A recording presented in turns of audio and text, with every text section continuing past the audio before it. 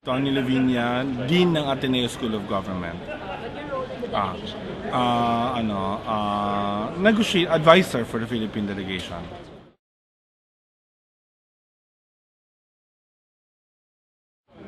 Tatlong halimbawa, tatlong pinakamahalagang hinihingi natin. Una, yung tinatawag natin deep and early cuts. Yung alam nyo, yung climate change, masasolve lang talaga yan kung magre-reduce ng emissions lahat ng bansa. Pero dapat na una dyan, yung mga developed countries, yung mga mayayaman na bansa. Kasi sila naman ang nag-cause ng problema. No? So we are asking the Philippines, for example, we're asking for more than 40% reduction in emissions total ng developing countries by 2020. Hindi nga yan sapat to solve the problem, pero at least it's a good start to have that. Hanggang ngayon, wala silang pinapangako sa atin. No? Yung merong 15%, may 20%, malayong-malayo sa kailangan nating deep and early cuts. Pangalawa, yung developing countries may role din dito, no? Yung mga hirap na mga bansa. Kasi nag-i-emit din tayo ng emissions natin. Pero para may magawa tayo, kailangan tayo ng tulong, kailangan tayo ng financial resources at technology transfer. Di ba yung mga teknolohiya, kailangan tayo ng teknolohiya para ma-reduce natin yung emissions. Kailangan natin ng bagong mga planta ng halimbawa ng renewable energy, yung mga paggamit ng ng enerhiya na hindi coal, hindi oil, hindi yung tinatawag natin fossil fuel, hindi gasolina, hindi fossil fuels. Technology 'yon. Kailangan yung teknolohiya niyan, nanggagaling yan sa mga mayayaman na bansa. Kailangan nilang ilipat sa atin, yung tinatawag na technology transfer. Kailangan din natin ng financial resources. 'Di ba yung tulong na pinansyal para magawa yung mga dapat nating gawin. So 'yun, kulang din pinapangako nila. O, sa totoo lang, wala pa talaga silang pinapangako na binibigay na resources nun. Kahit na napagkasunduan yan sa Bali na yung mitigation ng developing countries, contingent yan sa pera at sa teknolohiya na available. Tapos yung pangatlong halimbawa ng hinihingi natin na wala pang progress, yung stalemate pa rin, yung adaptation fund. Gusto natin matulungan tayo ng mga mayamang bansa na maka-adapt sa climate change. Kasi kahit anong gawin natin, talagang nandyan yung climate change. There's always be part of climate change already that will affect us.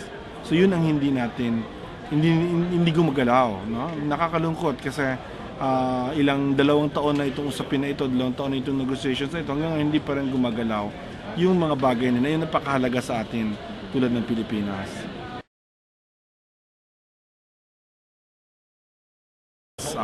So dito ang nagiging problema ngayon dito, yung mga developed countries, ito yung United States, European Union, yung mga Japan, Australia, hindi sila handa, mukhang hindi sila handa o ayaw nilang magiging leader, no, yung angkinin yung kanilang leadership role to solve the problem of climate change. Parang lumalabas dito, pinapasa nila sa mga developing countries, pinapasa nila sa mga mahihirap na mga bayan, yung responsibility para i-solve yung problema na ito. Hindi naman dapat ganon. Lahat tayo may common responsibility tayo for climate change. Lahat tayo dapat tumugon sa climate change. Ngunit ang dapat mayroong leadership role nito, yung mga nag-create ng problema, di ba? Yung tinatawag namin historically responsible countries. Ito yung mga tinatawag natin Annex 1 parties, yung mga gobyerno ng mga mayayamang bansa.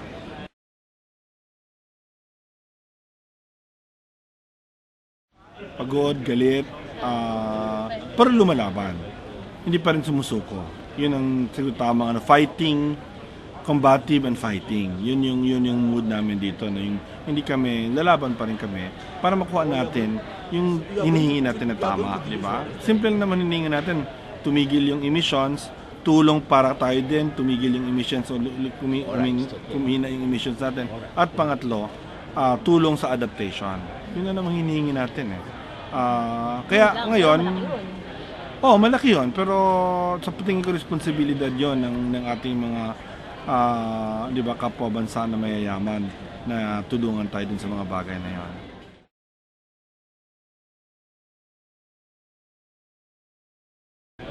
Hanggang huling gabi ng Copenhagen, hindi natin alam kung may agreement tayo o hindi. Pero sa totoo lang, nangyari na ito noon. Sa Kyoto Protocol, Hanggang 3 days before, hindi rin namin alam kung talaga magkaka-Kyoto Protocol o hindi. For suddenly, nung last 3 days, biglang nag-move na lahat. Ganon din siguro mangyayari dito. Nag-share ako dito ng mga ng mga proseso kasi sinabi sa akin Secretary Alvarez, yung ating delegation head, na tulungan natin yung proseso. Malaking trabaho. Sa totoo lang, naghahanda ako na sa Copenhagen, hindi ako matutulog ng 10 araw. But that's what it takes to get an agreement, hindi ako matutulog ng 10 araw. Ganon kasimple yan.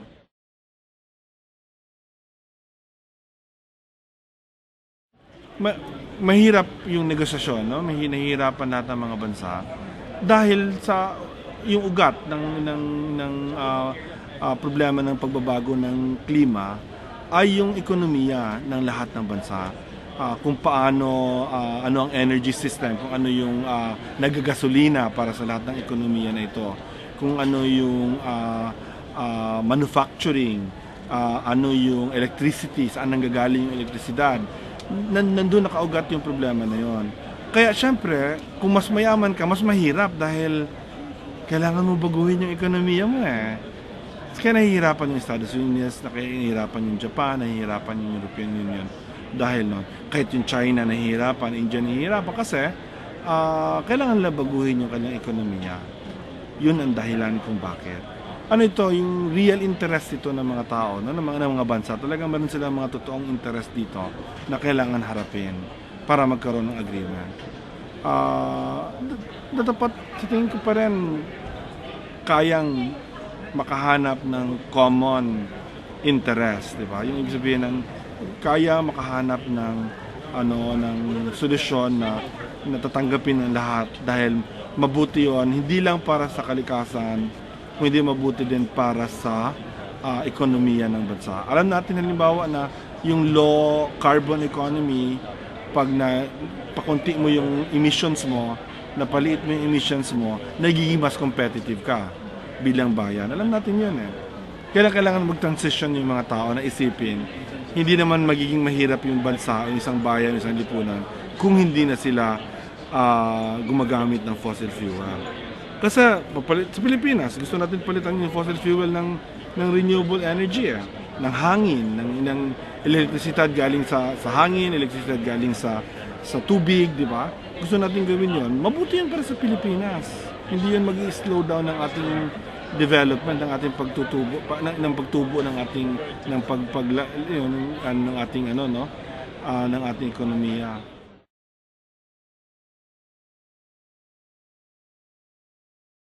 Sigurado tayo pagdating sa Copenhagen, nearer to agreement na kami. Diba? Ibig sabihin, mas malapit sa agreement, maaaring hindi pa. Hindi, ang ibig sabihin lang doon, kailangan mag-meet ulit in 6 months.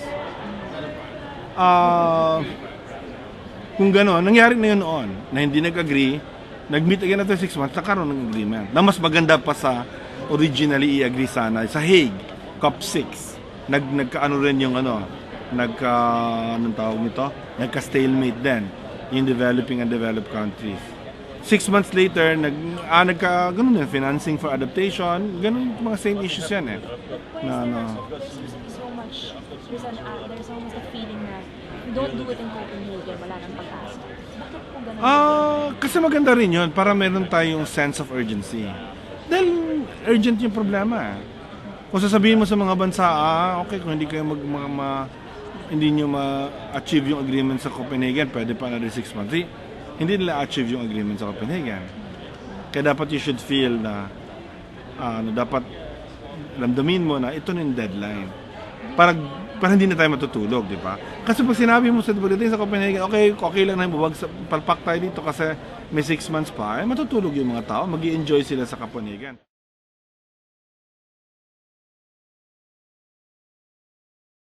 Ilalabi nila yung gobyerno nila. Di ba? I-petition nila. Malaking tulong yun. Malaking epekto yun sa government. Tayo, yung Philippine government, yung ating delegation dito, kalahati, NGOs. The fact na gano'n, malaking epekto yun sa mga nasa government. Kasi, syempre, yung mga NGOs, malinaw yung mga posisyon na gusto. Ini-input nila yun sa government.